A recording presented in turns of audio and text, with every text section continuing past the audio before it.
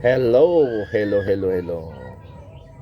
Magandang araw at magandang gabi sa sumusubaybay sa aking mga pinopost ng Makabayan in Informative Channel.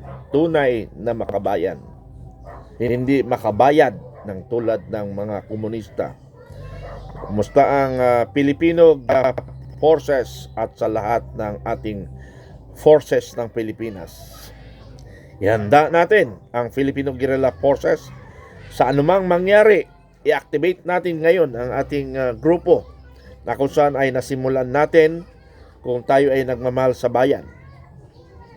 Activate the Filipino Guerrilla Forces sa nangyari sa ating mundo na kung saan ay baka sakali, huwag sanang baka sakali, dapat tayo mga kaibigan ay maging alerto sa anumang mangyaring development sa ibang bansa at lalong-lalo na dito sa Pilipinas na mayroon tayong 9 EDCA site na kung saan ay pwede nilang anytime i-target para pag-retaliate sa ginawa ng Israel at US dahil may US bases tayo dito o US EDCA site.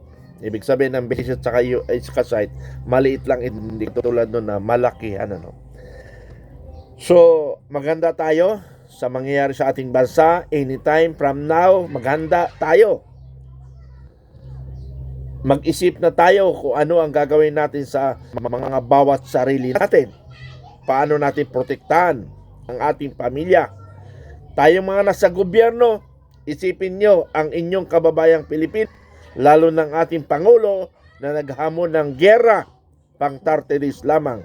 Tama, pang 30 days lang kasi pag hinulugan tayo dito ng araw, lubog na tayo, So, handa tayo, Filipino Guerrilla Forces. Humanda tayo sa gulo ng nangyayari sa mundo. Handa rin tayo dito sa gulo ng Pilipinas na kung saan ay ubos na ang kaban ng bayan natin. So, mayroong 18 brave Marine soldiers o 18 soldiers ay handang mamatay para lang magsabi ng katotohanan. Ang panawagan ko sa lahat ng nagmamahal sa bayan, handa tayong mamatay para sa kapakanan ng ating apo. Ang pinaglalaban natin ngayon, kapakanan ng ating apo, mga kaibigan. Alam ko, maraming matatapang sa atin, pero ang tapang natin ay ginagamit lang natin ng personal. Dapat ang tapang natin ay gamitin para sa ating bayan at para sa ating mga apo. Kung mahal ninyo ang bayan nyo, mahalin nyo rin ang inyong apo.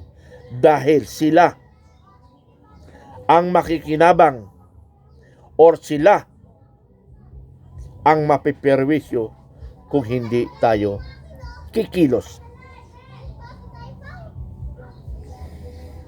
Napakaswerte natin na mayroon tayong Pangulo ng bansang ito na adik at isang magnanakaw na tayo ay pinabayaan. Hinayaan tayo. Kaya maswerte tayo dahil sa kanyang kabubuhan ba o katangahan. Dito maglitawan ang galit ng Pilipino para mabago ang sistema. Mababago natin ang sistema. Ayaw ko ng eleksyon by 2028. Walang mangyayari, mga kaibigan, mga kasama, kung hinihintay lang natin ang eleksyon para lang tayo maposisyon. Ang 2028 ay hindi pagbabago. Kung hindi, it's either malugmok tayo pa sa kapamakan or maaring kunting uunlad. Kunti, hindi ko sabing uunlad. Maaring kukunti na uunlad tayo. Doon lang tayo mapupunta, mga kaibigan. Kaya gusto ko, before 2028, kilos tayo. Panahon na natin na ilabas ang galit. Dahil itong korupsyon, hindi ito mahinto kahit sino pa ang magiging Pangulo ng Pilipinas. Hindi yan mahinto kung hindi pagbabago na dapat bawiin natin ang kapangyarihan ibinigay natin sa ating Pangulo. Tayo nagluklok, tayo lang may karapatang tanggalin siya. Hindi politika ang pinag-uusapan natin mga kababayan, kung hindi ang bayan at apo natin. Kayo mga trolls, maawa kayo sa apo ninyo. Ang pinag-uusapan dito, apo natin at ang ating bayan. Hindi politika, ayaw ko ng politika, magulo. And that is the cause of corruption, politics.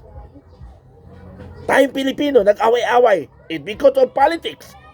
Kami mga retard at active, nag-away-away, nagkakairingan. It's because of politics.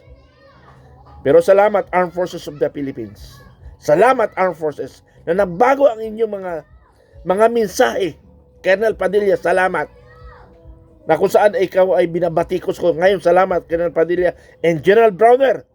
Tuloy-tuloy. Na sana, nasa pagitan lang kayo. At kumilos kayo. Kumilos kayo. Na yung sinasabi nyo na kayo ay humahanga sa 18 brave soldiers na lumalabas ng katotohanan. Saludo ako mga kaibigan, mga kabaro ko, saludo ako sa inyo. Mahal nyo ang ating bayan at lalong mahal ninyo ang ating mga apo. Maraming salamat, maraming salamat. Huwag tayo magpadala sa politika. Dapat ang isipin, bayan muna at apo muna. Salamat.